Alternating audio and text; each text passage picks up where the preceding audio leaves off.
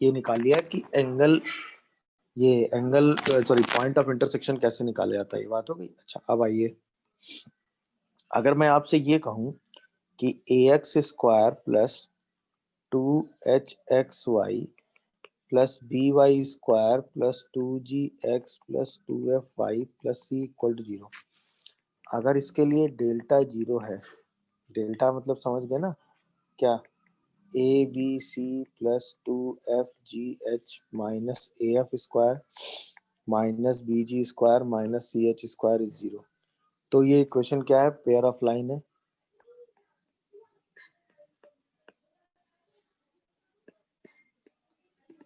ये इक्वेशन क्या है, पेयर ऑफ लाइंस को रिप्रेजेंट कर रही है। तो एक लाइन जो होगी वो y equal to m1x plus c1 होगी, और एक लाइन जो होगी वो y equal to m2x plus c2। इन दोनों लाइन की इक्वेशन को अगर हम मल्टीप्लाई करें तो यही वाली ऊपर वाली इक्वेशन हमें मिल जानी चाहिए। यानी कि अगर हम कहें कि y minus m1x minus c1, इसको हम मल्टीप्लाई कर दें y minus m2x minus c2 से, तो यही वाली इक्वेशन ऊपर जो लिखी है ax square plus 2hxy plus by square plus 2gx plus 2fy plus c आना चाहिए। तो अगर मल्टीप्लाई करोगे तो y minus m1 plus m2 into x plus m1 plus m1 m2 into x square and plus m1 c2 plus c1 m2 into x c1 plus c2 into y plus c1 c2 0 आएगा। यही equation है y square plus 2h by b into x y plus A by b into x square plus 2g by b into x plus 2f by b into y plus c by b equal to 0। यही multiply की दोनों compare equation, और इसको जो original equation है उससे compare कर लिया। जैसे ही दोनों इक्वेशन हम कहेंगे कि सेम है, दोनों इक्वेशन क्या है, बोथ इक्वेशंस आर आइडेंटिकल, तो ऑब्वियसली सारे कोफिशिएंट सेम होंगे। तो यहीं से हमारे पास रिजल्ट निकल के आएगा m1 plus m2 minus 2h by B और m1 m2 is a by b. ये रिजल्ट हमने होमोजीनियस के लिए पढ़ा था। m1 c2 plus c1 m2 that is 2g by b, c1 plus c2 that is minus 2f by b and c1 c2 that is c by B.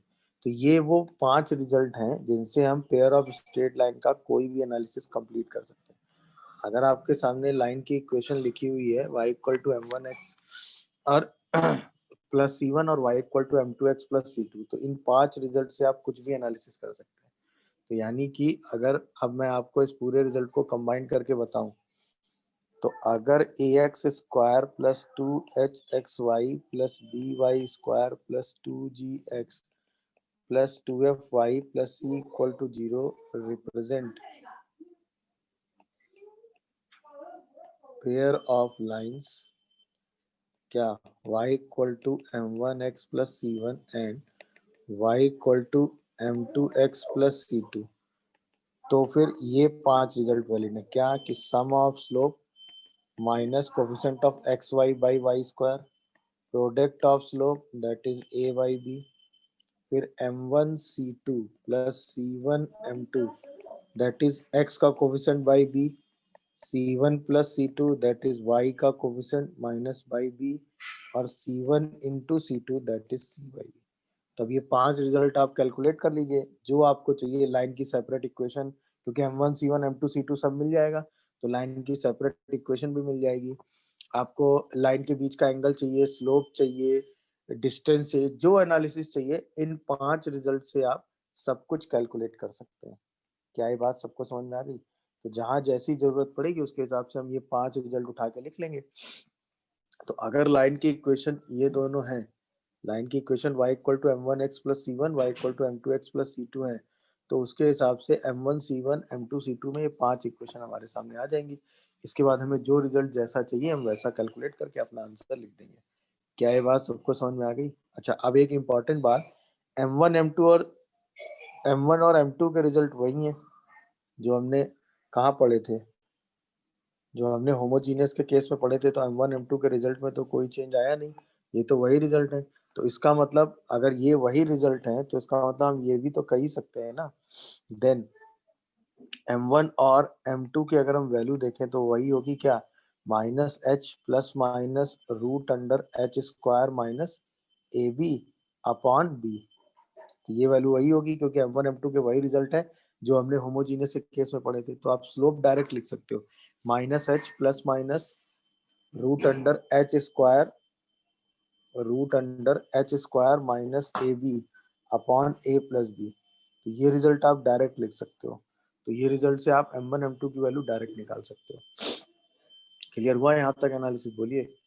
अच्छा, अब अगर m1 m2 के result same है तो इसका मतलब angle का formula भी सेम होगा। अगर हम यहाँ पे कहें इसका स्लोप m1 है, इसका स्लोप m2 है और उसके बीच का एंगल थीटा है, सही है ना। और यानी कि angle between the lines, angle between the pair of lines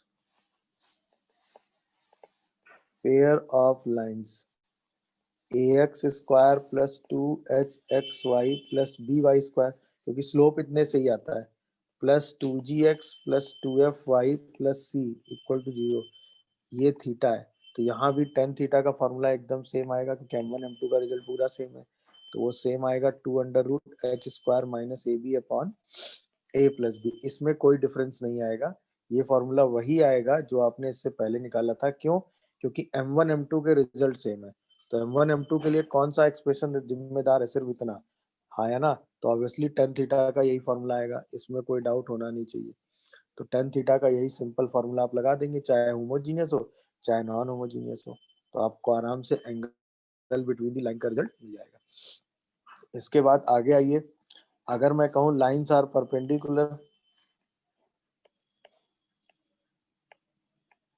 अगर मैं आपसे आगे कहूँ लाइंस आर परपेंडिकुलर तो obviously a plus b zero होना चाहिए, यानी कि coefficient of x square plus coefficient of y square का सम क्या होना चाहिए, जीरो, अगर लाइंस परपेंडिकुलर। और ये बहुत इंपॉर्टेंट स्टेटमेंट है, ये कई जगह डायरेक्ट यूज होता है कैलकुलेशन को रिड्यूस करने में। तो चाहे आपकी लाइन होमोजीनियस फॉर्म में हो चाहे नॉन होमोजीनियस में, coefficient of x square y square का सम अगर जीरो है और वो पेयर ऑफ लाइन है तो हमेशा परपेंडिकुलर लाइन है। अब इस केस में लाइंस जो है ना वो पैरेलल हो सकती है। तो अगर लाइंस पैरेलल हैं, क्योंकि उनका पॉइंट ऑफ इंटरसेक्शन ओरिजिन हमेशा नहीं होगा ना, तो मान लो वो लाइनें कैसी हैं, पैरेलल हैं, तो ऑब्वियसली पैरेलल होंगी तो दोनों लाइनों का स्लोप सेम होगा। तो उस वक्त जो स्लोप की वैल्यू होगी वो माइनस एच बाई बी होगी। क्यों? क्योंकि h square minus a b क्या हो जाएगा, जीरो हो जाएगा। तो स्लोप जो है वो माइनस एच बाई बी आ जाएगा, ठीक है ना। यानी कंडीशन क्या होगी कि h square minus a b zero होना चाहिए और h square minus a b जो है वो क्या होना चाहिए, जीरो होना चाहिए, और f square minus b c जो है वो जीरो नहीं होना चाहिए, सही है। तो इसका मतलब अगर लाइनें पैरेलल हैं तो उनके बीच की डिस्टेंस भी आएगी। तो इसका मतलब डिस्टेंस बिटवीन पैरेलल लाइंस, अगर हम डिस्टेंस बिटवीन पैरेलल लाइन देखेंगे तो वो फॉर्मूला होता है 2 under root f square minus b c upon h square plus b square. ये डायरेक्ट रिजल्ट आप लगा दीजिएगा तो आपको दोनों पैरेलल लाइनों के बीच की डिस्टेंस मिल जाएगी। 2 under root f square minus b c upon h square plus b square, आप डायरेक्ट ये रिजल्ट लगा दीजिएगा तो आपको दोनों पैरेलल लाइनों के बीच की डिस्टेंस मिल जाएगी, सही है ना। तो पैरेलल लाइन कैसे चेक करेंगे, अगर h square minus a b zero है और f square minus b c zero नहीं है। क्यों? क्योंकि f square minus b c अगर जीरो हो गया तो दोनों लाइनों की जो पैरेलल डिस्टेंस है वो भी जीरो हो जाएगी, तो लाइनें कॉन्साइड कर जाएंगी। समझ में आया? यानी कि अगर लाइंस coincides each other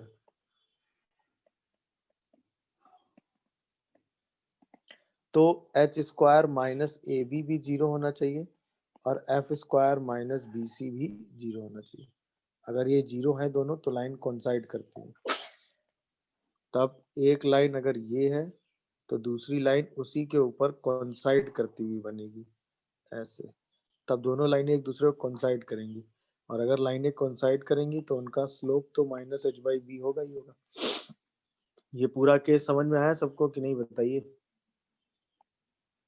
तो अगर लाइनें परपेंडिकुलर है तो कंडीशन क्या होगी, पैरेलल है तो कंडीशन क्या होगी, और कोइंसाइड करेंगी तो क्या कंडीशन होगी।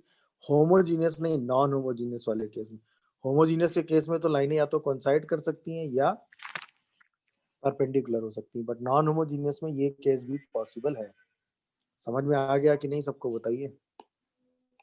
इसके बाद लास्ट जो कंडीशन आती है वो आती है पेयर ऑफ एंगल बाइसेक्टर की।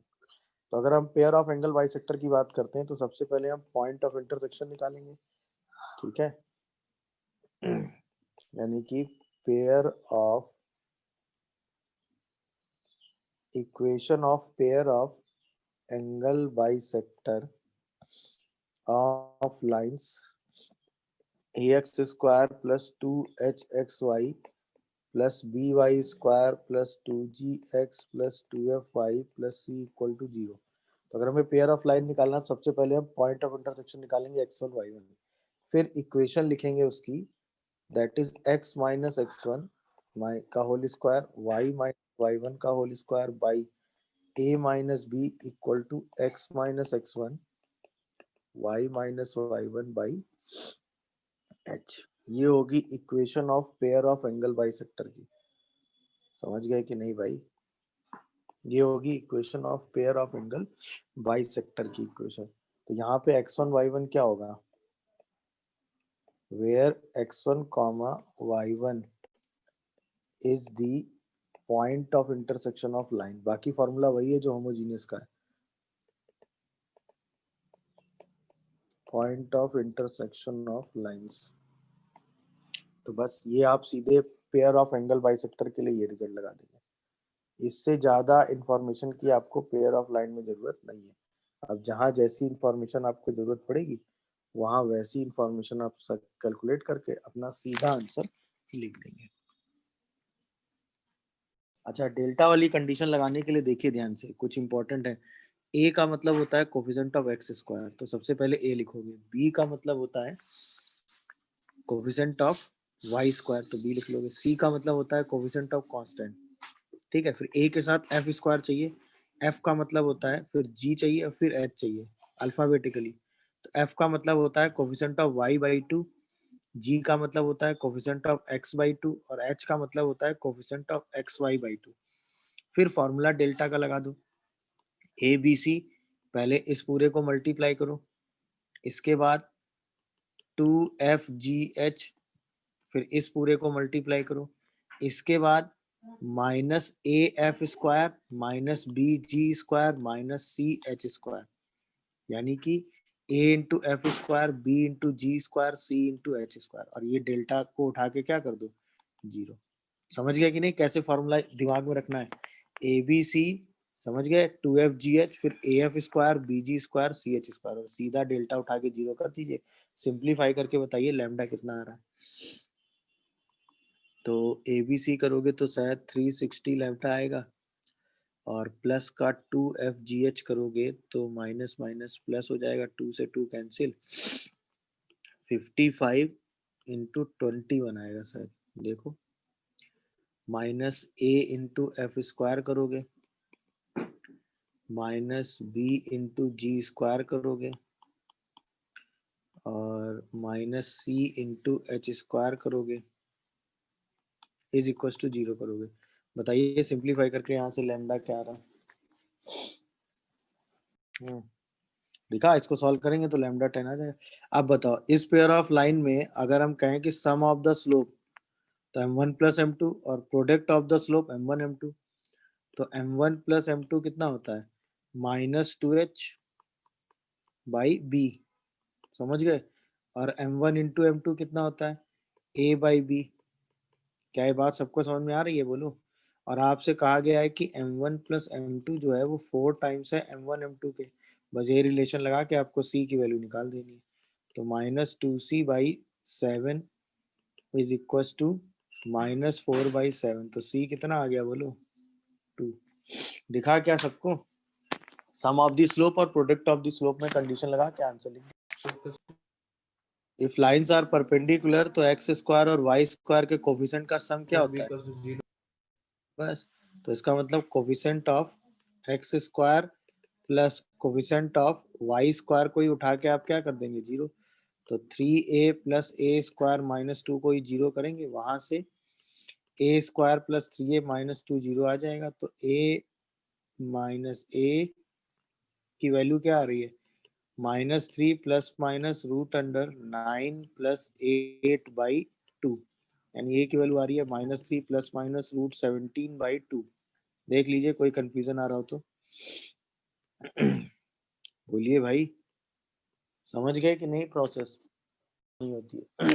तो अब वो डेलफ वाला मेथड देखिए, हम इस पूरे एक्सप्रेशन को क्या कह देते हैं कि ये हमारा एफ एक्स वाई वाला एक्सप्रेशन है। तो पहले इसको एक्स के रेफरेंस में पार्शियल डेरिवेटिव करते हैं, तो वाई कांस्टेंट ले लो, तो पहला 2x आएगा, ये वाला टर्म क्या हो गया कांस्टेंट, यहाँ पे 3y कांस्टेंट हो गया, x का डेरिवेटिव कितना हो गया 1, बाकी 8x से 8 आ गया, बाकी सब तो y में है तो कांस्टेंट हो गया।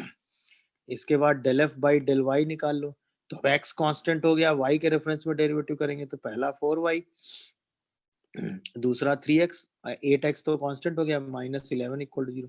यही दोनों इक्वेशन सॉल्व करके x और y निकाल देंगे। क्या ये मेरी बात समझ में आ रही है, बोलिए। तो इसका मतलब यहाँ से x की वैल्यू 1 और y की वैल्यू 2 आएगी, देखो जरा। तो यही आपका पॉइंट ऑफ इंटरसेक्शन आ गया। क्या मेरी बात समझ पाए, पॉइंट ऑफ इंटरसेक्शन कैसे निकालते हैं, बोलो।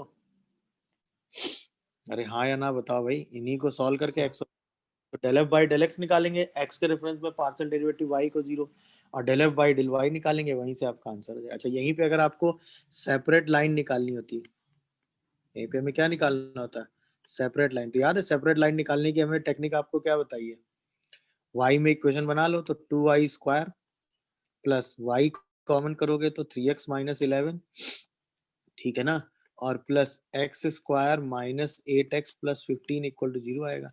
यहीं से y की वैल्यू निकाल लेंगे, तो y equal to -3x minus 11 plus minus root under b square, तो 3x माइनस 11 का होल स्क्वायर -4ac, तो x square minus 8x plus 15 और डिवाइडेड बाई 2a। अब यहाँ से जब आप y निकालोगे तो -3x माइनस 11 आएगा, और प्लस माइनस ये हमेशा परफेक्ट स्क्वायर आएगा, क्योंकि तभी ये पेयर ऑफ लाइन बनेगा। देखो ये परफेक्ट स्क्वायर आ भी रहा है, एक्स स्क्वायर माइनस 2x 33 और 64, और ये आएगा 66 माइनस का और प्लस का 64, तो -2x और प्लस का 121 120। देखो ये परफेक्ट स्क्वायर बन गया कि नहीं भाई। तो यहाँ से लाइन की इक्वेशन क्या आएगी, -3x प्लस 11, एक बार प्लस का x माइनस 1 ले लेंगे बाई 4, और एक लाइन ले लेंगे -3x प्लस 11, और एक बार -x प्लस 1 ले लेंगे। दिख रहा है कि नहीं भाई। तो एक लाइन की इक्वेशन क्या आ जाएगी, -2x और -2x और +10, तो -x प्लस 5, एक इक्वेशन तो ये आ गई, और एक इक्वेशन ले लेंगे तो शायद आ जाएगी 4y is equal to -4x plus 12। इसका मतलब y is equal to -x plus 3, दूसरी इक्वेशन ये आ जाएगी। देखिए जरा ध्यान से, हाँ या ना।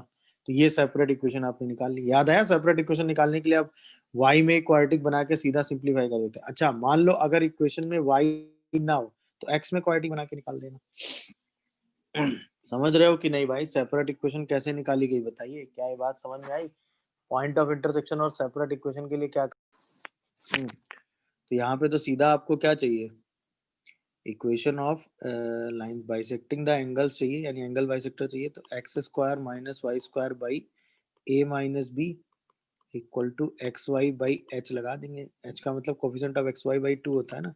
तो सीधा यहाँ से आंसर क्या आ जाएगा, x square minus Y square minus 10xy equal to 0। देखिए क्या ये आंसर आ रहा है सबका, बोलिए।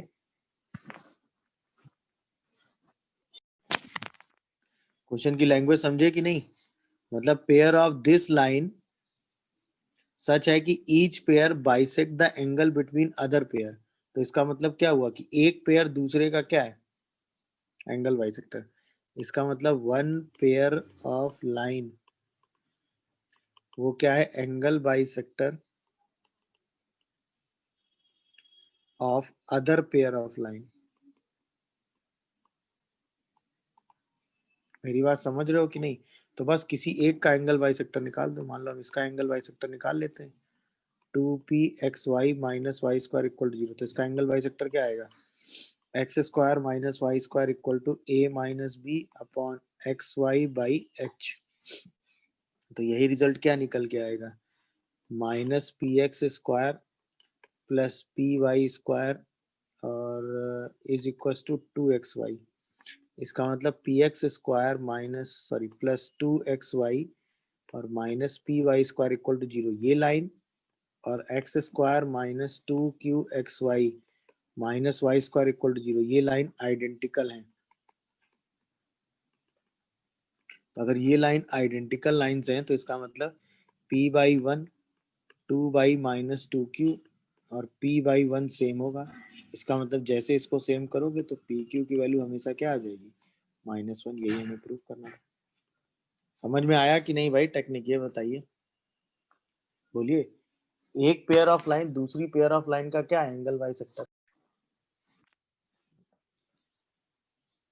डिस्टेंस बिटवीन पैरेलल लाइन में बस ये रिजल्ट लगा दो, 2√f² minus b c upon h square plus b square. बस सीधा सिंप्लीफाई करके आंसर लिख दो। क्या आ रहा है बोलो? एफ स्क्वायर मतलब 9 माइनस बी सी।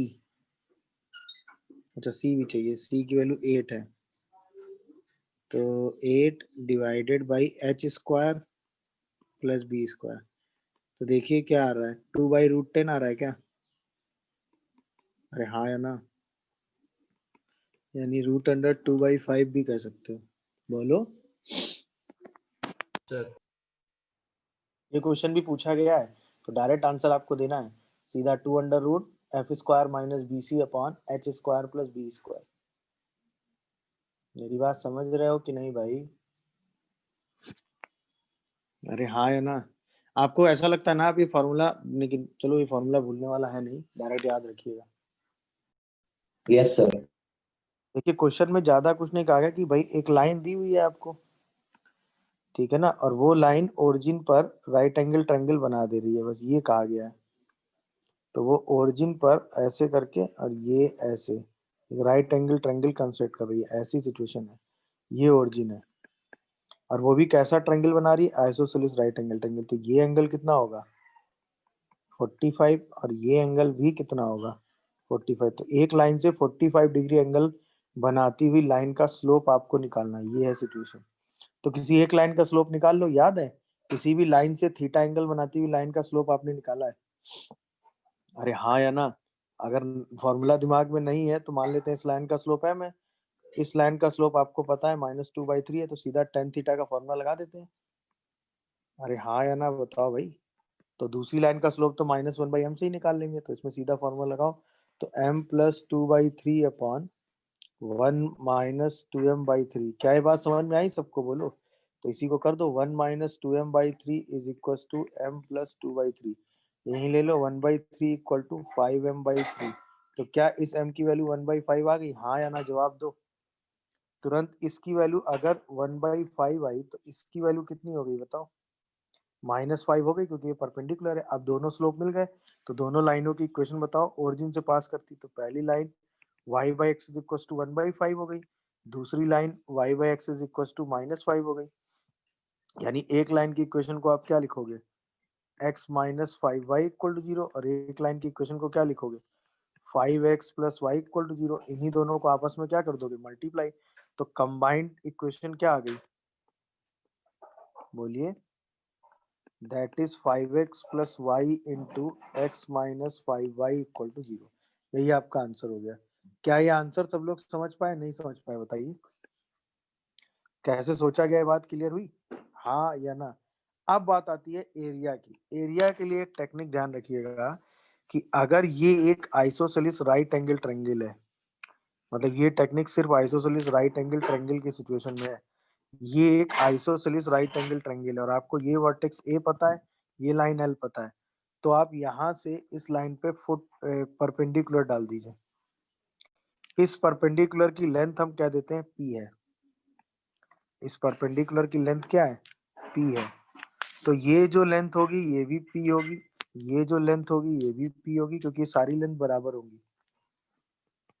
क्योंकि ये आइसोसेलेस ट्रायंगल है, तो अगर ये 45 होगा, ये 90 है, तो ये भी 45 होगा, ये भी 45 होगा, ये भी 45 होगा। तो अब इसका जो एरिया आता है वो कितना निकल के आता है, 2p बेस हो गया, p हाइट हो गई बाई 2, तो एरिया होता है p स्क्वायर। समझ में आया कि नहीं, बोलिए। तो अगर एक राइट एंगल आइसोसेलेस ट्रायंगल है और उसके इस वर्टेक्स से आपने सामने वाली साइड पे परपेंडिकुलर डाला, वो p है, तो उसका एरिया हमेशा कितना होता है, 2p square, sorry p square. ये ध्यान रखिएगा बस। तो अगर कोई भी line right angle isosceles triangle बना रही है तो उसके हिसाब से एरिया यही निकालेंगे। तो बस अब तो क्वेश्चन खत्म हो गया ना। ये लाइन दी हुई है 2x plus 3y minus 6 equal to 0, और इसी पर ओरिजिन पे क्या बन रहा है, राइट एंगल आइसोसेलेस ट्रायंगल बन रहा है। हाँ या ना, क्या कहते हो, ओरिजिन पे। तो बस सीधा इसी ओरिजिन पे हम क्या डाल दें, परपेंडिकुलर यहाँ ड्रॉप कर लेते हैं, तो इसी p लेंथ निकाल लेते हैं। तो वो आ जाएगी 6 by root under 4 plus 9, that is 6 by कितना, 13 रूट का। तो बस एरिया कितना हो गया इसका, p स्क्वायर, मतलब 36/13। यही आपका आंसर हो गया। मेरी बात समझ में आई कि नहीं आई, तो ये ध्यान रखिएगा। अगर ये एक राइट एंगल आइसोसेलेस ट्रायंगल है, ये कैसा है, राइट एंगल आइसोसेलेस ट्रायंगल है, तो ये एल्टीट्यूड की जो लेंथ आपने निकाली है, ये लेंथ p है इस एल्टीट्यूड की, तो इसका एरिया जो है हमेशा p स्क्वायर होता है। बस ये टेक्निकल, ये कई जगह शॉर्टकट में यूज होती है। क्लियर हुआ कि नहीं, बताइए भाई, ये टेक्निक समझ में आई, इंपॉर्टेंट यही था, बस उसकी बात करना है। और उसमें होता क्या है बस वो देख लीजिए। जैसे हमने कहा कि मान लीजिए पहले ओरिजिन 0 0 पे है, पहले ओरिजिन कहाँ है, 0 0 पे है,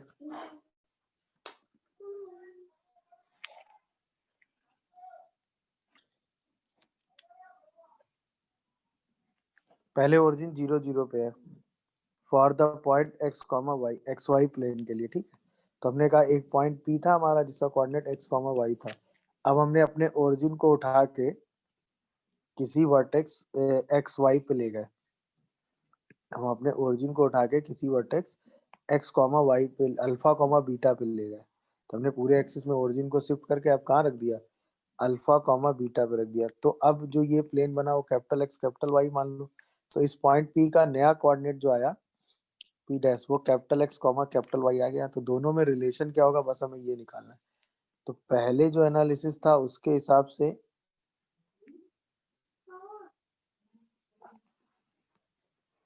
ये था।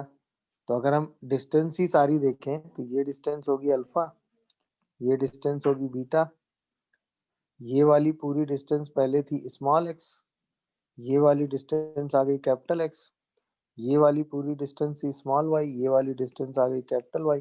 तो डिस्टेंस फॉर्मूले से हमको दिख रहा है ना कि small X is equal to alpha plus capital X और small Y equal to beta plus capital Y. तो यही हो गया। अगर हमारा X comma Y old point है ना, and origin shifted to alpha beta है, तो जो हमारा न्यू पॉइंट होगा वो क्या होगा, capital X comma capital Y, जहाँ पे कैपिटल एक्स की वैल्यू क्या होगी, एक्स माइनस अल्फा, और कैपिटल वाई की वैल्यू क्या होगी, वाई माइनस बीटा। क्या ये बात सबको समझ में आ रही है, बस ये बताओ, बोलिए भाई। तो बस ये बॉक्स आप अपने दिमाग में रखिएगा कि अल्फा और बीटा माइनस करते ही आप न्यू पॉइंट से ओल्ड पॉइंट में पहुंच जाएंगे, ओल्ड पॉइंट से न्यू पॉइंट पे पहुंच जाएंगे। और ये ज्योमेट्री भी ध्यान रखिएगा। तो जैसे आप अल्फा बीटा शिफ्ट करेंगे तो जो नया वाला पॉइंट होगा वो x minus alpha y minus beta में चेंज हो जाता है। क्लियर हुआ कि नहीं भाई। तो नई एक्सिस की जो इक्वेशन होगी वो x minus alpha y minus beta हो जाएगी, बस ये फर्क है। समझ गए कि नहीं। अब देखिए इसका सबसे अच्छा यूज, मान लो कि ये था पेयर ऑफ लाइन, ठीक है, जिसका पॉइंट ऑफ इंटरसेक्शन ओरिजिन था। तो इस इक्वेशन को हम कह दें A X square plus 2h X Y capital X capital Y plus B Y square equal to 0 था। अब हमने ओरिजिन को उठा के किसी पॉइंट x1 y1 पे शिफ्ट कर दिया। तो नई इक्वेशन क्या बनेगी बताओ, a into x minus x1 का whole square plus 2h x minus x1 y minus y one plus b y minus y one का होल स्क्वायर इक्वल टू, यही तो हो जाएगी। स्लोप में कोई चेंज नहीं आएगा, स्लोप दोनों का वही था वही रहेगा। तो यही यही था, ये होमोजीनियस पेयर ऑफ लाइन था, ये non homogeneous pair of line था। तो होमोजीनियस का 0 0 था, नॉन होमोजीनियस का x और y1 था। ये चेंज है, क्या ये चेंज ऑप्ट हुआ ये बताओ। तो जैसे हमें अल्फा बीटा ओरिजिन शिफ्ट करना है तो ओल्ड पॉइंट को नए पॉइंट में चेंज कर देना है।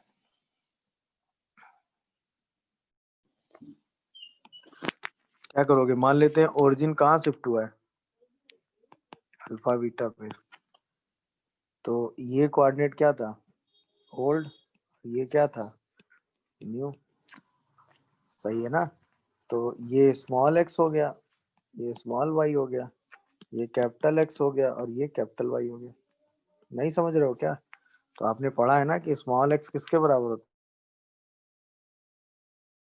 है, अल्फा प्लस कैपिटल X, और स्मॉल y किसके बराबर होता है, बीटा प्लस कैपिटल Y। याद आया ज्योमेट्री वाइज की नहीं? तो बस, तो अल्फा कितना आ गया आपका 7 और बीटा कितना आ गया आपका बताइए, -4। क्या, तो इसका मतलब ओरिजिन कहाँ शिफ्टेड है, बोलो, 7, -4। समझ पा रहे हो कि नहीं ये बताओ। अरे बताओ भाई, समझ पा रहे हो कि नहीं, चेंज हो जाती है ना, बोलिए। तो अगर हम ओरिजिन को शिफ्ट कर दें, मान लो इसको, देखो कैसे करेंगे।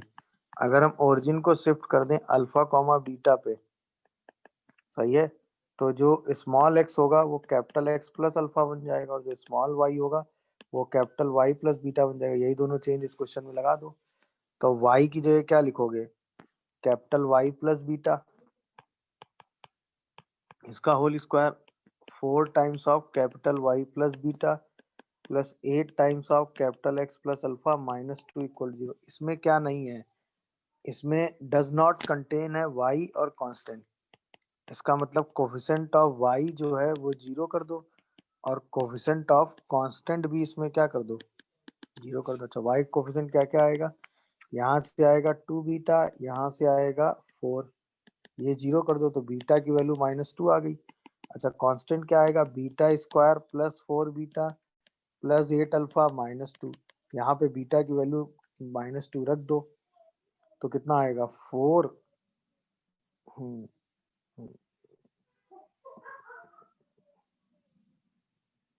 कितना आ जाएगा 4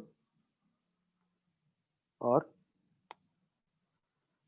-8 और प्लस 8 अल्फा -2, ये कितना बन जाएगा, -4 -2, तो 8 अल्फा इक्वल टू 6, तो अल्फा की वैल्यू 3/4 आ जाएगी। यानी ओरिजिन कहाँ शिफ्ट हुआ, 3/4 -2 पे। देखो कैलकुलेशन ठीक है,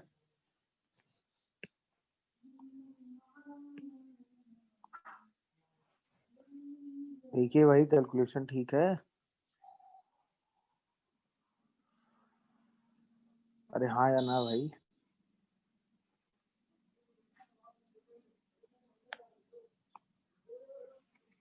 तो ओरिजिन शिफ्टेड करने से क्या फर्क आता है, बात समझ में आई सबको, सही है। चलिए रोटेशन ऑफ एक्सिस की बात करते हैं। तो होता क्या है कि ये हमारी एक्सिस है, एक्स और y, small x small y. इसी एक्सिस को हमने एंटी क्लॉक सेंस में किसी एंगल से थीटा रोटेट कर दिया है। इसी एक्सिस को हमने एंटी क्लॉक सेंस में किसी एंगल थीटा से रोटेट कर दिया, तो जो नया वाला पॉइंट है, जो नए कोऑर्डिनेट है पॉइंट के, वो चेंज हो जाएंगे, समझ गए। तो पहले जो कोऑर्डिनेट पॉइंट के थे स्मॉल एक्स स्मॉल वाई, अब वो चेंज होके क्या हो जाएंगे, कैपिटल एक्स कैपिटल वाई, क्योंकि नई एक्सिस आ गई ना, कैपिटल एक्स कैपिटल वाई। तो ये ओल्ड और न्यू में चेंज हुआ, एंटी क्लॉक सेंस में थीटा से रोटेट किया, ये है। तो बस इसके लिए एक रिलेशन अपने दिमाग में सेट कर लो, ये हो गए ओल्ड कोऑर्डिनेट, ये हो गए न्यू कोऑर्डिनेट। अभी जब कॉम्प्लेक्स नंबर पढ़ेंगे तो इसको, इस चीज को हम एक रोटेशन वाले एनालिसिस से रिलेट कर देंगे, बट अभी के लिए ये बॉक्स आप अपने दिमाग में सेट कर लीजिए।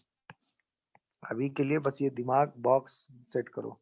यहाँ पे आता है cos theta minus sine theta, sine theta and cos theta. Capital X capital Y आपके लिए हो गए न्यू और ये आपके लिए हो गए ओल्ड। बस ये बॉक्स आप अपने दिमाग में सेट कर लीजिए।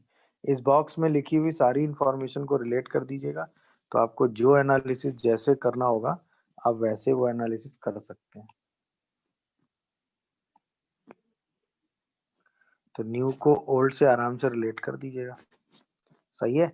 अब मान लीजिए हमको लिखना है capital small x in terms of capital X capital Y, तो लिखो capital X cos theta minus capital Y sine theta.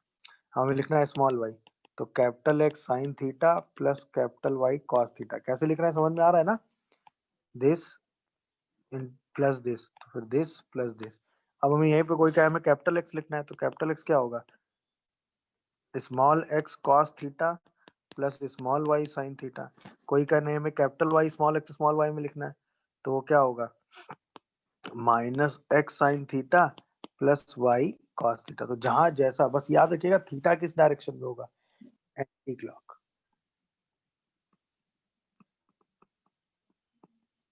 बस यही रिजल्ट बॉक्स को आप लगा दीजिएगा, जहां आपको जैसा एनालिसिस चाहिए वहां वो एनालिसिस करके आपके पास आंसर आ जाएगा। तो बस ये बॉक्स आप अपने दिमाग में सेट कर लीजिए। क्लियर हो रहा है कि नहीं? एंटी क्लॉक सेंस पर रोटेशन होगा, तो अगर आपको new coordinate capital X capital Y चाहिए ओल्ड के टर्म में तो वो भी आ जाएंगे, और न्यू के टर्म में चाहिए तो वो भी आ जाएंगे। क्या है, मेरी बात समझ में आई सबको? ये बताओ। तो अगर इसका सोल्यूशन आप लिखोगे तो न्यू इक्वेशन के लिए क्या करोगे? For new equation small x को क्या लिख दोगे? X cos theta minus capital Y sine theta, और स्मॉल वाई की जगह क्या लिखेंगे? Capital X sine theta plus capital Y cos theta, वही वाला बॉक्स वाला रिजल्ट लगा के। तो ये क्या आ जाएगा? A X cos theta minus Y sine theta का whole square plus 2h X cos theta minus Y sine theta, फिर capital X sine theta plus capital Y cos theta, और प्लस बी वाई स्क्वायर, मतलब capital X sine theta plus capital Y cos theta का whole square equal to 0। अब इसमें ही हमें क्या करना है? एक्स वाई नहीं चाहिए, यानी कोफिशिएंट ऑफ एक्स वाई क्या कर देना है? 0। जैसे ही कोफिशिएंट ऑफ एक्स वाई निकालोगे तो एक तो यहाँ से आएगा क्या? 2a cos theta sine theta, वो भी माइनस का।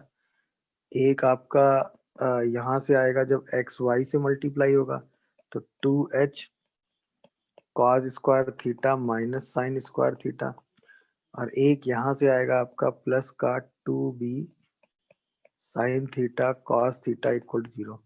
तो देखिए क्या आ रहा है? 2h, देखिए वही रिजल्ट आ रहा है कि नहीं बताइए? 2h cos 2 theta is equals to a minus b sine 2 theta. इसका मतलब tan 2 theta is equals to 2h by a minus b. यही हमें प्रूव करना था। तरीका समझ में आया कि नहीं? तो बस वही बॉक्स सोच के आपने एनालिसिस कर लिया है, उसी बॉक्स को आपने लिखा और उसी के हिसाब से आपने अपना एनालिसिस। थोड़ी सी हिंट मैं दे देता हूँ। देखो जब हम एक्सिस को रोटेट करते हैं, सपोज ये था पहले, सही है ना? अब हमने क्या किया, अपनी एक्सिस को रोटेट कर दिया किसी एंगल अल्फा पे, मतलब किसी एंगल थीटा पे हमने अपनी एक्सिस रोटेट कर दी। तो सपोज सिचुएशन ये बन गई, आफ्टर रोटेशन ये नई एक्सिस आ गई हमारे पास, सही है ना? तो पहले ये था स्मॉल एक्स स्मॉल वाई, अभी नई एक्सिस आ गई कैपिटल एक्स कैपिटल वाई। तो ओरिजिन तो अभी भी सेम है ना? क्या कहते हो? और जो लाइन थी वो भी अभी भी सेम है भाई, लाइन में तो कोई चेंज नहीं आया। तो पहले जो लाइन की इक्वेशन थी उसके लिए ये इंटरसेप्ट कितना था? ए। ये इंटरसेप्ट कितना था? बी। अब जो लाइन की इक्वेशन है उसके लिए ये इंटरसेप्ट कितना है? पी। और ये वाला इंटरसेप्ट कितना है? क्यू। यही तो है। तो सोच के जरा जवाब देना, इसी सेम लाइन पे ओरिजिन से डाला गया परपेंडिकुलर लेंथ कभी चेंज होगा क्या? ये लेंथ कभी चेंज होगी? सोचो, चाहे लाइन पहले हो चाहे लाइन बाद में हो, तो सेम ही होगी। तो लाइन की अगर हम ओल्ड इक्वेशन लिखें तो क्या होगी? बोलो x by a plus y by b equal to 1। और अगर हम न्यू इक्वेशन लिखें तो होगी capital X by p capital Y by q equal to 1। दोनों लाइनों पे क्या होगा, परपेंडिकुलर डिस्टेंस कहां से, फ्रॉम ओरिजिन। क्योंकि ओरिजिन तो चेंज नहीं हुआ है ना, वो इक्वल होगी कि नहीं बताओ, बस वही इक्वल कर दो। तो 1/√1/a² प्लस 1/b² और 1/√1/p² प्लस 1/q² सेम होगा। तो इसका मतलब 1/a² प्लस 1/b² हमेशा 1/p² और 1/q² के बराबर आएगा कि नहीं। क्वेश्चन की थीम समझे क्या, बोलिए। मतलब थीटा एंगल रोटेट कर दिया गया है, उसमें कोई दिक्कत नहीं है, बट एक्सिस जो नया वाला और पुराना वाला है दोनों के लिए क्या चीज सेम है, परपेंडिकुलर डिस्टेंस, उसमें कोई डिफरेंस नहीं आया। तो बस उसी परपेंडिकुलर डिस्टेंस पे आपको फोकस करना था। मेरी बात समझ में आ रही है कि नहीं, ये बताओ मुद्दे की बात क्लियर है। तो बस एक्सिस ऑफ रोटेशन के केस में आपको ये बॉक्स दिमाग में रखना है, तो आप न्यू और ओल्ड में रिलेशन निकाल लेंगे। किसी भी कर्व को आपको कैसे भी चेंज करना है वो आप आराम से चेंज कर लेंगे। लाइन की लोकेशन में कोई चेंज नहीं है, एक्सिस कोई बस आपने रोटेट कर दिया है, तो उससे ये डिस्टेंस कोई चेंज नहीं हुई है। तो इसी डिस्टेंस को इस वाले लाइन पे और इस वाले लाइन पे आपने डिस्टेंस फॉर्मूले से निकाल लिया और उसको इक्वल कर दिया, क्योंकि वो तो सेम है। चलिए आइए, तो लोकस ऑफ पॉइंट का मतलब होता है कि path tracing by a point जो कि वेरिएबल होगा,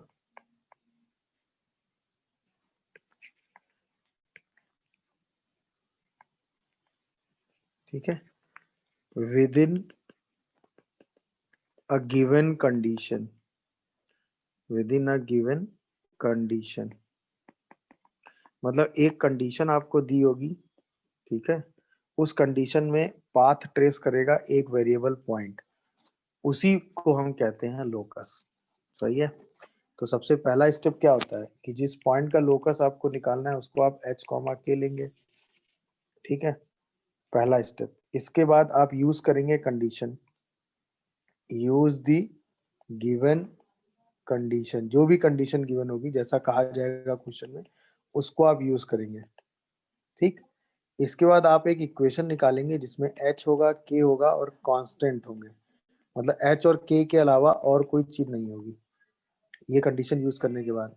इसी के बाद आप h को x और k को y से रिप्लेस करेंगे, तो आपको एक इक्वेशन मिल जाएगी x y और कांस्टेंट लेकर।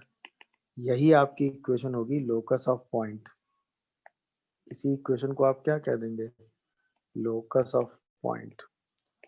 तो बस आप क्वेश्चन में सिर्फ एक ही डिफिकल्टी हर्डल है, इस कंडीशन को यूज करके ये एक्सप्रेशन निकालना जिसमें एच के और कांस्टेंट आए, बस।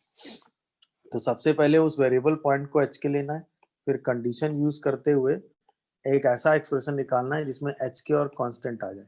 फिर जैसे ही ऐसा एक्सप्रेशन आएगा जिसमें एच के और कांस्टेंट के अलावा और कोई चीज नहीं होनी चाहिए, क्योंकि एच और के ही वेरिएबल पॉइंट है, तो यानी कि इस रिलेशन में सिर्फ एच के की ही कंडीशन आ गई, इसके बाद एच को एक्स और के को वाई से रखेंगे, आंसर आ जाए। तो हमें यहाँ से यहाँ पहुंचने में ही डिफिकल्टी है, इतना ही हमें हर बार हर क्वेश्चन में पहचानना है। तो अगर हम यहाँ से यहाँ पहुंच गए तो लोकस निकालने, जिस पॉइंट का आपको लोकस निकालना है उस वेरिएबल पॉइंट को एच के ले लो, उसके बाद सीधा कंडीशन लगा के आप लोकस निकाल के लिख दो। हर बार आपको इतना ही काम करना है, क्लियर है। तो बस अब कुछ क्वेश्चंस में ये काम कैसे करते हैं इसको पहचान। तो अब क्या कहा गया, कंडीशन क्या है, equi distance from 2,4 and y axis. तो पॉइंट अगर आपने माना P h k, तो उसकी डिस्टेंस कहाँ से, A पॉइंट से, और उसकी डिस्टेंस कहाँ से, y एक्सिस से इक्वल है।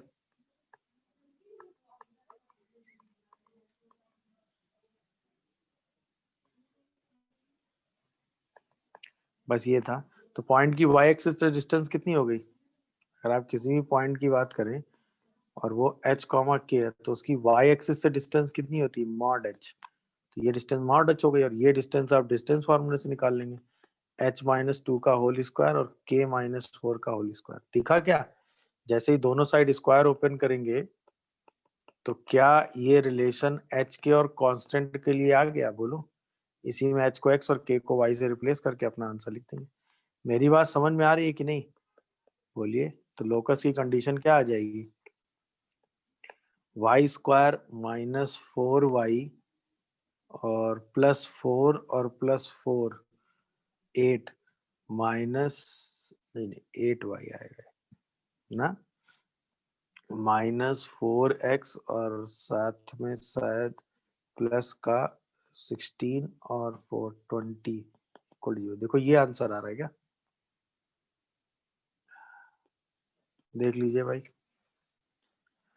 क्वेश्चन समझ में आया कि नहीं भाई, ये बताओ। बोलिए। सीधा क्या लगाई, एच के को लेके आपने सीधा कंडीशन लगा के सॉल्व कर दिया। तो बस आपको हर बार कंडीशन लगा के सेकंड वाला क्वेश्चन क्लियर हुआ? Right angle at the moving point की बात कर रहा है। तो ये पॉइंट -5,1 है और ये पॉइंट 3,2 है। तो जिस पॉइंट की हम बात कर रहे हैं उस पॉइंट पे राइट एंगल बना था ये सेगमेंट। तो यही पॉइंट पी हो गया h, के। तो इसका मतलब दोनों लाइनों का जो स्लोप होगा उसका प्रोडक्ट क्या हो जाएगा? -1। ये हमारी कंडीशन हो गई क्योंकि दोनों एंगल 90 बना रहा है ना। तो k-1 अपॉन h+5 और क्या k-2 अपॉन h-3, ये -1 होना चाहिए। इसका मतलब लोकस क्या आ गया? h-3 h+5 plus k-1 k-2 equal to 0। क्या कहते हो भाई? दोनों के स्लोप का प्रोडक्ट -1, यही तो लगाना था। बोलिए भाई। बस इसी को आप आंसर लिख दीजिए क्योंकि एच के का रिलेशन और कांस्टेंट में आ गया। तो आंसर क्या आया? x+5 x-3 plus y-1 y-2 equal to 0। ये आपका आंसर हो गया। लोकस समझे कि नहीं भाई, ये बताओ। सिर्फ कंडीशन को यूज करना था। कंडीशन यही तो कह रही थी कि ये सेगमेंट 90 एंगल बना रहा है यहाँ पे मूविंग पॉइंट पे, जिस पॉइंट की हम बात कर रहे हैं। मूविंग पॉइंट ही तो पाथ ट्रेस करेगा। क्या पहला क्वेश्चन सबको समझ में आया भाई? क्या किया बोलो। हाँ भाई, ये क्वेश्चन देखा। सबसे पहले क्या था कि लाइन जो थी वो एक्सिस को ए और बी पे काट कर रही थी। सपोज ऐसे मान लेते हैं, ये पॉइंट ए ले लो, ये बी ले लो। तो ये हमने कहा a, 0, ये हमने कहा 0, b है। तो लाइन की equation x/a y/b equal to 1 है, वो 6,5 से पास करती है। तो इसका मतलब 6/5a 6/5b इक्वल टू 1 आ गया। ये समझ में आया पहला रिजल्ट। अब कह रहा है कि एक पॉइंट P है जो ऐसे मूव कर रहा है कि ए बी सेगमेंट को 2:1 के रेशियो में डिवाइड करता है। तो इसको एच के कह देते हैं। तो अगर ये पॉइंट 2:1 के रेशियो में है तो एच कितना आएगा? a/3 और k कितना आएगा?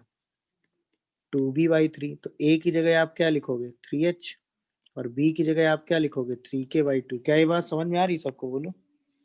ये दोनों रिप्लेसमेंट यहाँ लगा दो। तो ये क्या आ जाएगा आपका? 1/3h plus 1/3k/2 is equal to 5/6। ये एलसीएम लेके हटा दो तो 1/h and 2/k equal to 5/2। इसी 2 को मल्टीप्लाई कर दो यहाँ पे। तो 2 इंटू 2h प्लस के इक्वल टू 5hk। यही आपका h और x में, h और k में रिलेशन आ गया। तो फाइनल आंसर आपका क्या आ रहा है? 5xy equal to 2 into 2x plus y. देखिए यही आंसर था कि नहीं था? क्या हम तरीका समझे कि नहीं, ये बताओ। क्या हम इस क्वेश्चन को करने का तरीका समझे? सबसे पहले हमने एक्सिस के रेफरेंस में लाइन मानी। अब हमें जिस वेरिएबल पॉइंट का लोकस निकालना था, लाइन किस पॉइंट से पास करती थी? 6/5 से। तो सब चूंकि कोऑर्डिनेट एक्सिस पे कट कर रही थी, लाइन की इक्वेशन हमने इंटरसेप्ट फॉर्म में एज्यूम की। 6/5 सेटिस्फाई करा। अब हमें ए और बी की वैल्यू एच के टर्म में निकालनी है। तो वेरिएबल पॉइंट ये था, एच के की बात हो रही थी, तो यहाँ पे हमने रेशियो वाला फॉर्मूला लगा के एच और के की वैल्यू निकाल ली in terms of A B. वहां से ए और बी की वैल्यू एच के टर्म में निकाल के रिप्लेस कर दी, तो एच और के का रिलेशन आ गया। क्वेश्चन समझे कि नहीं? सब लोग नहीं समझ में आया? क्वेश्चन समझ रहे हो कि नहीं भाई?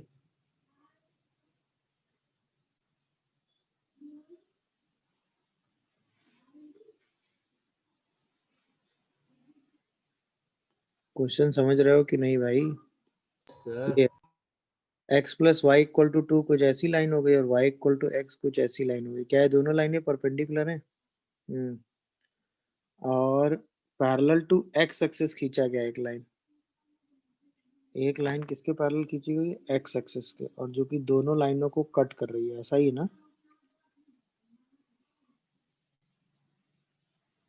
वो भी h कॉमा k से पास करती हुई लाइन है। तो मान लो कुछ ऐसी लाइन है ये variable point h comma k है। तो क्या ये लाइन अगर x एक्सिस के पैरेलल, एक्स एक्सिस है। सॉरी ये वाली लाइन है, अभी ठीक है? तो सर तो ये line y equal to k हो जाएगी मेरे हिसाब से। तो ये लाइन आपको दी हुई है y इक्वल टू x, तो ये वाला पॉइंट तो k कॉमा k मिल गया। ये वाला point x plus y equal to 2 है, तो ये वाला पॉइंट शायद 1 कॉमा 1 मिल जाएगा। क्या कहते हो? अच्छा, ये वाला पॉइंट कितना आएगा? अगर हम y को k रख दें तो x कितना आ जाएगा? 2 माइनस k। अरे हाँ है ना, जवाब दो। तो अब इस ट्रायंगल के तीनों पॉइंट हमें मिल गए। इसी ट्रायंगल का एरिया आपको कितना दिया हुआ है? कितना दिया हुआ है भाई? 4h square. तो बस ट्रायंगल का एरिया 4h स्क्वायर लगा दीजिए। तो इस ट्रायंगल का एरिया कितना आएगा? 1/2 1 1 1 k 1 और 2 माइनस k 1। इसी एरिया को क्या कर दीजिए? 4h स्क्वायर कर दीजिए। इसी को सॉल्व कर दीजिए। तो k minus k minus 2 plus k और k माइनस 2 प्लस k और साथ में k square minus 2k plus k square is equal to 8h square आ जाएगा। दिख रहा है कि नहीं भाई? तो ये तो जीरो हो गया। यहाँ से आपका आ गया 2 माइनस 2k, यहाँ से आपका आ गया 2k square minus 2k is equal to 8h square. तो 2 कॉमन लेके अगर हम हटा दें तो ये आ जाएगा y स्क्वायर और साथ में शायद minus 2y plus 1 is equal to 4x square. देखिए क्या ये आंसर आ रहा है? हाँ है ना, क्योंकि यही एच के का रिलेशन आया। इसके बाद इसको सीधा उठा के रिप्लेस कर देना था आपको। क्या ये बात आपको समझ में आई? बताइए भाई, क्वेश्चन क्लियर हुआ कि नहीं? सीधा आपने कंडीशन क्या लगाया? एच के का रिलेशन निकालने के लिए सीधा एच के में एरिया की कंडीशन लगा दी, क्योंकि यही तो कंडीशन है कि भाई इस लाइन के पैरेलल और इन दोनों लाइन से जो ट्रायंगल बन रहा है उस ट्रायंगल का एरिया 4h स्क्वायर है। यही कंडीशन लगा के एच और के में रिलेशन निकाल लिया। उस रिलेशन में एच को एक्स और के को वाई से रिप्लेस किया, आंसर आ गया। दिखा कि नहीं? सबको नहीं दिखा बताओ। चलिए एक बार और मदद करता हूँ मैं। सबसे पहले आपसे ये कहा गया कि एक फिक्स पॉइंट है ए, तो ए पॉइंट वाई एक्सिस पे है। वैसे इन चीजों की जरूरत नहीं है, नहीं बनाओगे तो भी चलेगा, बट बना लोगे थोड़ा सा अंडरस्टैंडिंग बढ़ जाती है। ये पॉइंट बी है जो कि वेरिएबल है 2t, 0। इसका मिड पॉइंट लिया गया है एम, तो ऑब्वियसली मिड पॉइंट आपको t, 2 मिल गया। यहाँ से आपने क्या खींचा है? परपेंडिकुलर बाइसेक्टर, जो कि वाई एक्सिस को कहाँ जाके कट कर रहा है? बोलिए। आर पे, सही है ना? तो पहली बात तो परपेंडिकुलर बाइसेक्टर की इक्वेशन निकालना सीखो। तो ये तो आपने सीखी है ना, परपेंडिकुलर बाइसेक्टर। बोलो, ये तो लिखना आपने सीखा है ना? तो क्या लिखोगे? x into x2 minus x1 plus y into y2 minus y1 is equal to x2 square minus x1 square minus y2 square minus y1 square divided by 2। तो यहाँ से 2 कॉमन लेके आता हो तो tx minus 2y is equal to 2 यहाँ से हटा 2 यहाँ से हटा तो t स्क्वायर माइनस 4 आ जाएगा। अच्छा, y एक्सिस का इंटरसेप्ट चाहिए तो इसमें हम x को क्या रख देंगे? 0। जैसे x को 0 रखेंगे तो y intercept 4 minus T square by 2 आ जाएगा। तो ये वाला point 0, 4 minus T square by 2 आ गया। इसी का मिड पॉइंट p है जिसका लोकस आपको चाहिए। तो इसका मतलब p पॉइंट में h क्या हो गया? t/2 और k पॉइंट क्या हो गया? 4 minus T square by 2 plus 2/2। अब तो क्वेश्चन आराम से हो गया ना। यहाँ से t की वैल्यू 2h आ गई, यही उठा के यहाँ रख दीजिए। तो 2k या 4k is equal to 8 minus T square आ रहा है, बस इसी टी की वैल्यू यहाँ रख दीजिए। तो 4k is equal to 8 minus 4x square, 4 common लेके हटा दीजिए। तो y इज इक्वल टू कितना आएगा, 2 माइनस एक्स स्क्वायर। इसका मतलब x square plus y equal to 2, ये आपका लोकस आ गया। देखिए ये आंसर दिया है कि नहीं, y plus x square equal to 2। Process समझ में आया कि नहीं? क्वेश्चन में बस जैसा कहता जा रहा था हमने वैसा ही किया है। समझ में आया कि नहीं कि भाई यहाँ से खींचा गया, इसका मिड पॉइंट, इस पे परपेंडिकुलर बाइसेक्टर की इक्वेशन डायरेक्ट निकाली, वो जहाँ y एक्सिस को कट कर रहा है इन दोनों के मिड पॉइंट का लोकस निकालना था। तो ये और ये दोनों पॉइंट t के टर्म में आ गए, बाद में हमें एलिमिनेट क्या करना है, t। ये दो इक्वेशन आ गई, t एलिमिनेट करना था, तो यहाँ से हमने t की वैल्यू h के टर्म में निकाली, यहाँ रख दी। अब हमें पूरा रिलेशन किस में मिल गया, h और k में। इसी को हमने रिप्लेस करके आंसर लिख दिया। क्या ये मेरी बात सबको समझ में आ रही है, ये बताओ।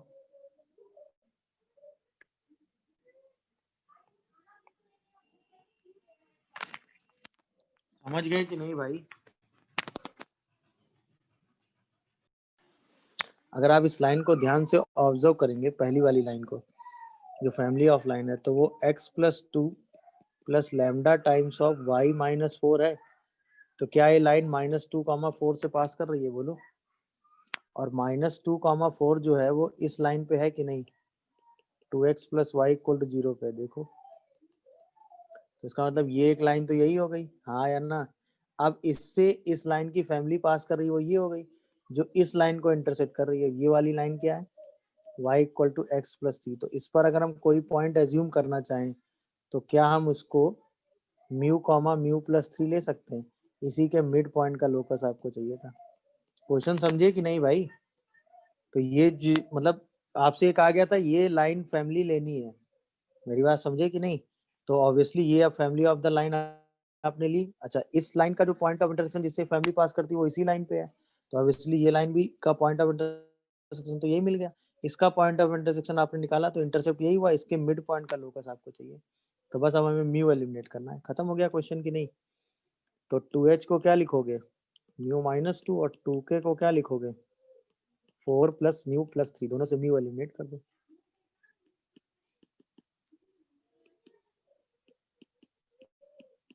देखो यही आपका आंसर आ गया।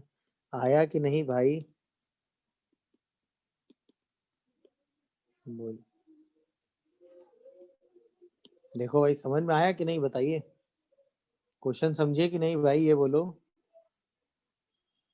गुड। देखिए क्वेश्चन समझिए, इसीलिए लोकस से क्वेश्चन में आपको बस ये अंडरस्टैंडिंग बिठानी है कि कैसे कंडीशन यूज करते हैं। देखिए क्वेश्चन में क्या कहा गया था कि सबसे पहले ये एक लाइन है, that is x equal to 2y, इस पर कोई एक पॉइंट लेना है, उससे दूसरी वाली लाइन पे परपेंडिकुलर ड्रॉप करना है, और दूसरी वाली लाइन मान लेते हैं x इक्वल टू y है, ठीक है ना? और इसके मिड पॉइंट का लोकस आपको निकालना है h कॉमा के। ये है क्वेश्चन। क्वेश्चन समझ गए सब लोग? अच्छा आप बताओ, इस वाली लाइन पे अगर हम कोई पॉइंट लें तो हम उसको लैम्डा कॉमा लैम्डा ले सकते हैं? अरे हाँ या ना, बोलिए। अच्छा अगर ये मिड पॉइंट है, तो ये वाला पॉइंट इस वाली लाइन पे जो आएगा वो 2h माइनस लैम्डा और 2k माइनस लैम्डा आएगा कि नहीं? ये पॉइंट इस लाइन पे लाई करेगा। ये पॉइंट कहाँ लाई करेगा भाई, ये पॉइंट इस वाली लाइन पे लाई करेगा कि नहीं? तो इसका मतलब 2h minus lambda equal to 2 times of 2k minus lambda, ये पहला रिलेशन आ गया। अब अगर हम लैम्डा की वैल्यू निकाल लें और रिप्लेस कर दें तो हमारा आंसर आ जाएगा, हाँ या ना, बोलिए। अच्छा अब लैम्डा के बारे में क्या है कि ये तो लाइन परपेंडिकुलर है ना इसके, भाई ये लाइन इस लाइन के क्या है, परपेंडिकुलर है कि नहीं? तो इन दोनों के स्लोप का प्रोडक्ट क्या होगा बताओ, -1। तो बस स्लोप का प्रोडक्ट -1 कर दो। तो इसका मतलब h minus lambda upon k minus lambda, ये इस लाइन का स्लोप आया, और इनटू इस लाइन का स्लोप 1 इक्वल टू -1 होना चाहिए। इसका मतलब h minus lambda equal to lambda minus k हो गया। इसका मतलब 2 लैम्डा is equal to h plus k हो गया, यानी lambda is equal to h plus k/2 हो गया। यही उठा के यहाँ रख दो। क्या ये मेरी बात सबको समझ में आई भाई? तो लैम्डा एलिमिनेट हो गया। तो ये आ गया 2h minus 4k is equal to minus lambda. दिख रहा है कि नहीं सबको, बताओ। तो 2h minus 4k is equal to h plus k/2। तो ये आ गया 4h minus 8k is equal to minus h minus k, यहीं सिंप्लीफाई कर दो तो 5h is equal to 7k, यहाँ से आंसर आ गया 5x is equal to 7y। Process समझ में आया कि नहीं बताओ भाई, अरे हाँ या ना, क्वेश्चन समझे कि नहीं। इस लाइन पर एक पॉइंट था जिससे आपने इस पर फुट ऑफ परपेंडिकुलर, अब ये क्वेश्चन करने का एक मेथड है, ऐसे कई मेथड आप सोच सकते हैं।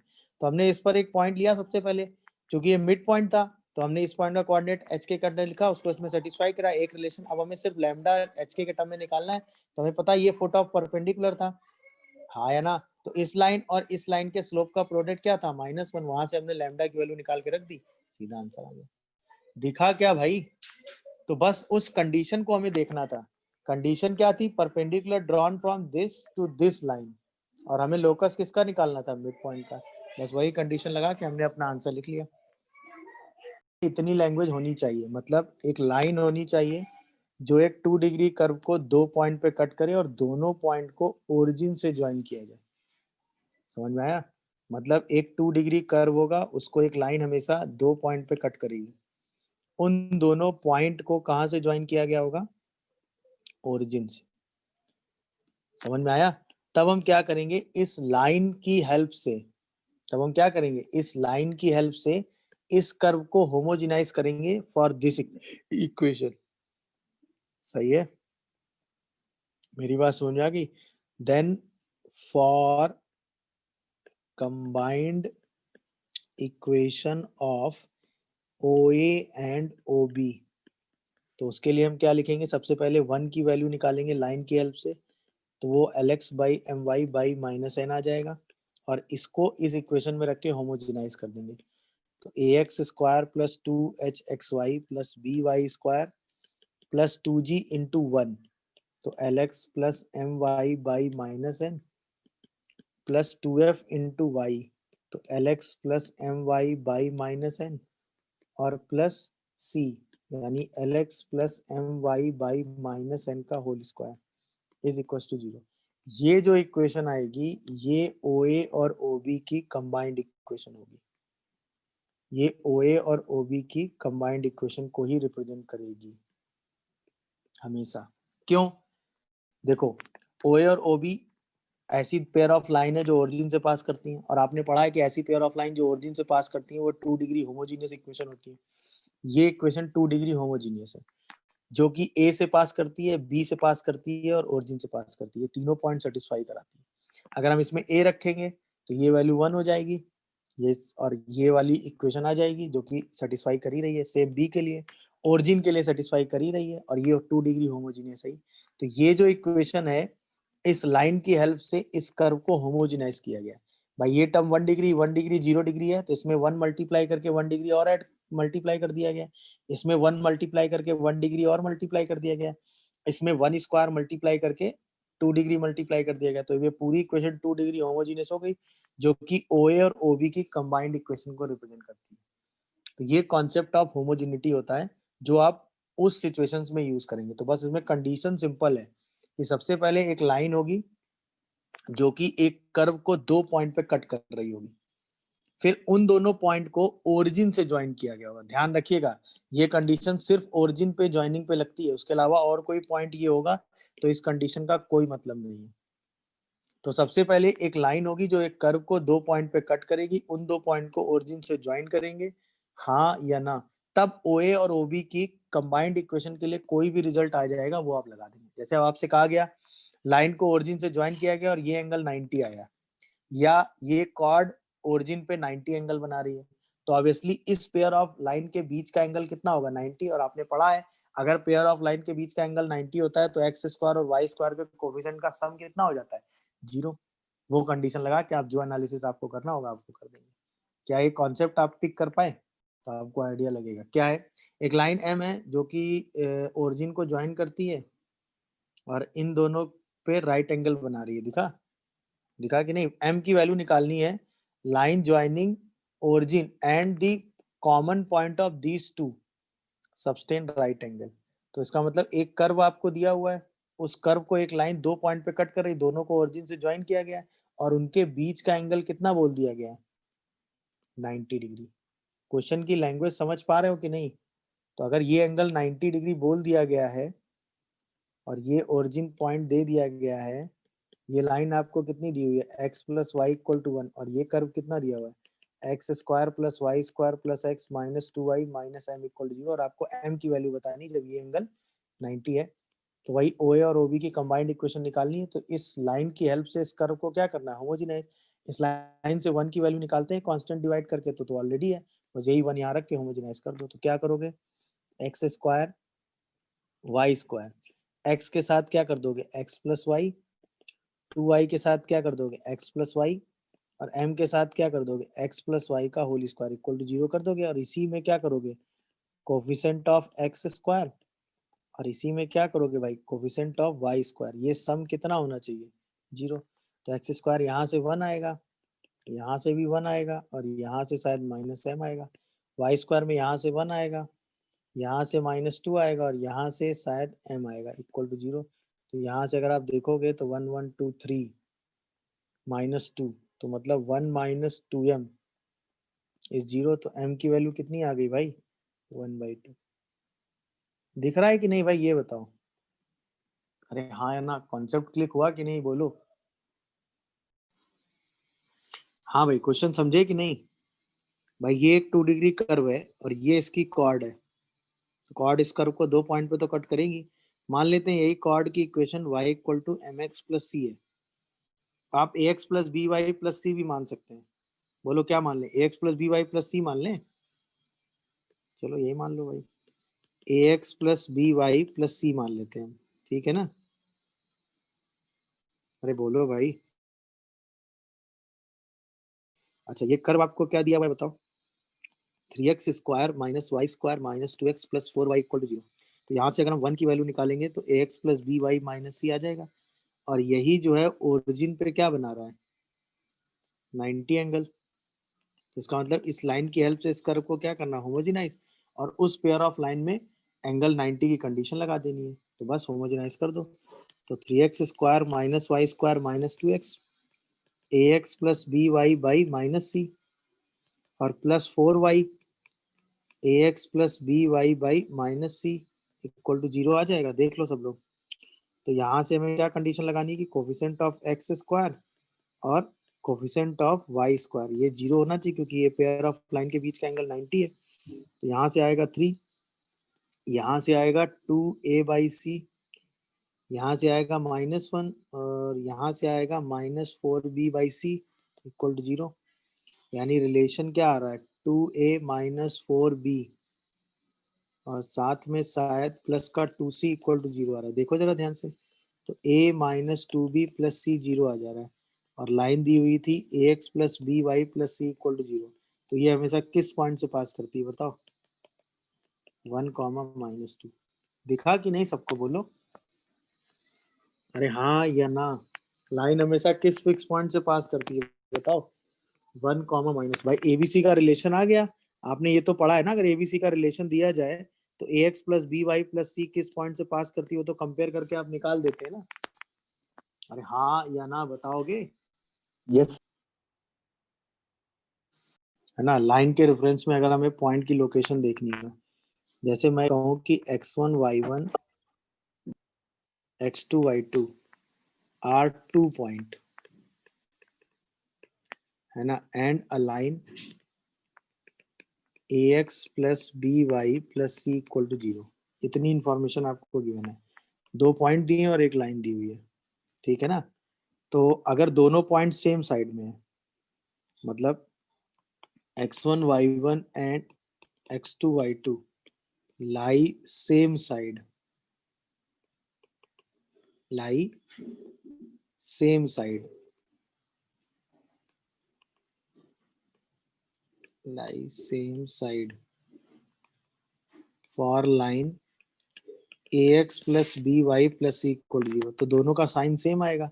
तो ए x one plus B y one plus c और a x two plus B y two plus c निकालोगे तो ये हमेशा पॉजिटिव आएगा। ऐसे अगर x one y one and x two Y to lie opposite side होगा,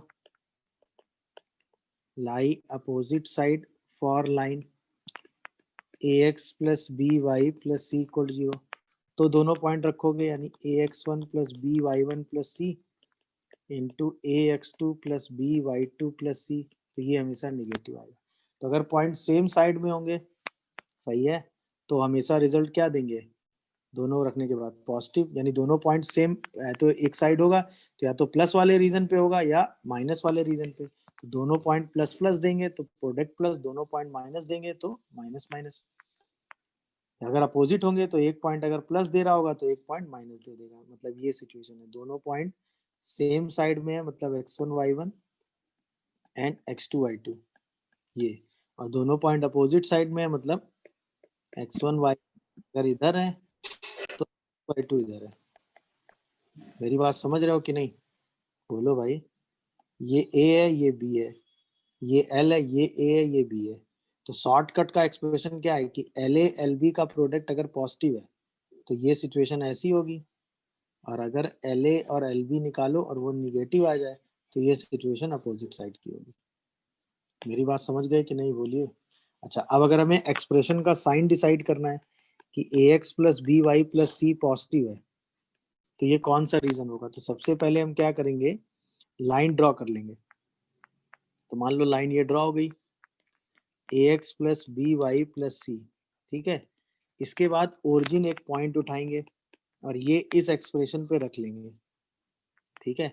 तो अगर हमने कहा इस एक्सप्रेशन पे रखा और ये रिजल्ट पॉजिटिव आ गया, सही है ना, मतलब c की वैल्यू पॉजिटिव दे दी गई, c कैसा दिया गया, पॉजिटिव, तो ये एक्सप्रेशन रखोगे तो पॉजिटिव आएगा। तो इसका मतलब ये रीजन कैसा हो जाएगा, पॉजिटिव वाला, क्योंकि जिस रीजन में ओरिजिन है वो रीजन कैसा है, पॉजिटिव।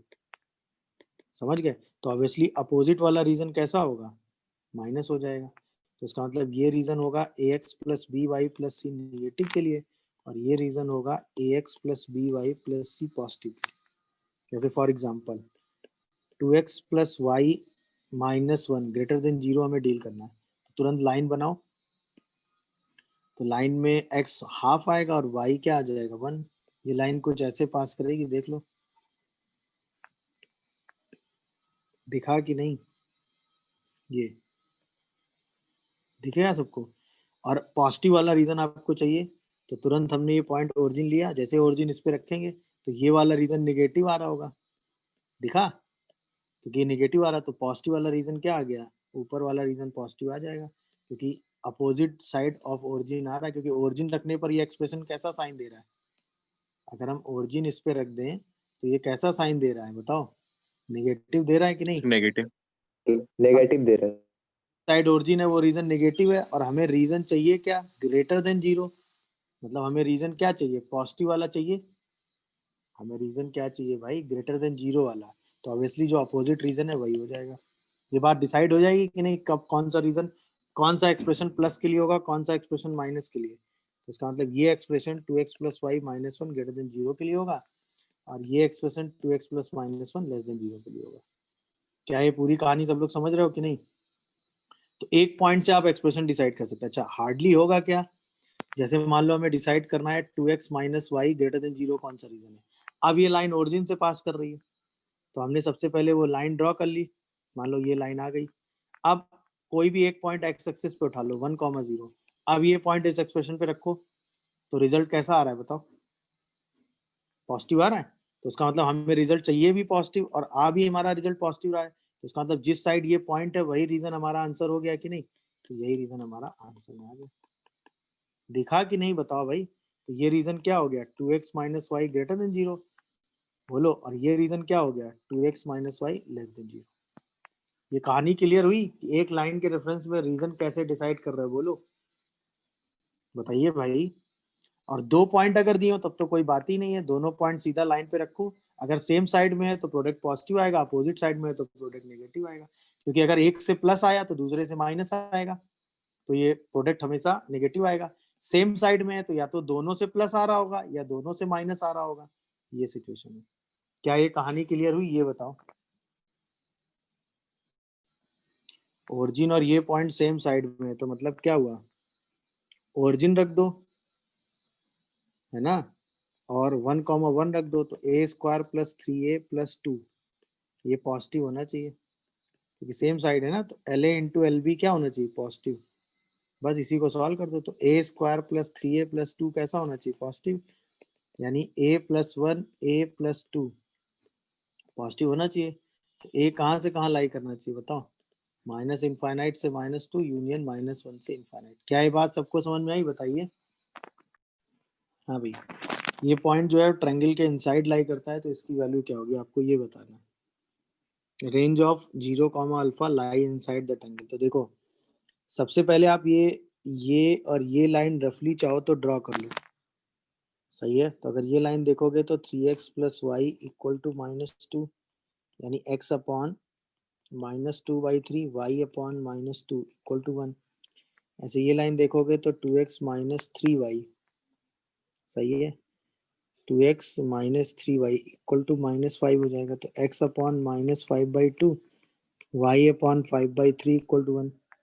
ऐसे ये लाइन देखोगे तो x plus 4y equal to 14, तो x/14 और y/7/2 इक्वल टू 1। बस तीनों लाइनें रफली ड्रॉ कर लो। तो पहली लाइन जो है वो कितनी आ रही है, L1, वो तो शायद सारा कुछ निगेटिव ही ले रही है, -2 और -2/3, सही है ना। तो -2/3 और -2, तो पहली लाइन तो कुछ ऐसी बन रही है, थोड़ा सा इसमें एडजस्ट कर लो। पहली लाइन तो कुछ ऐसी हो गई। दूसरी लाइन कह रही है कि -5/2 हो गया x, और y 5/3 हो गया, तो दूसरी लाइन कुछ ऐसी बन रही है।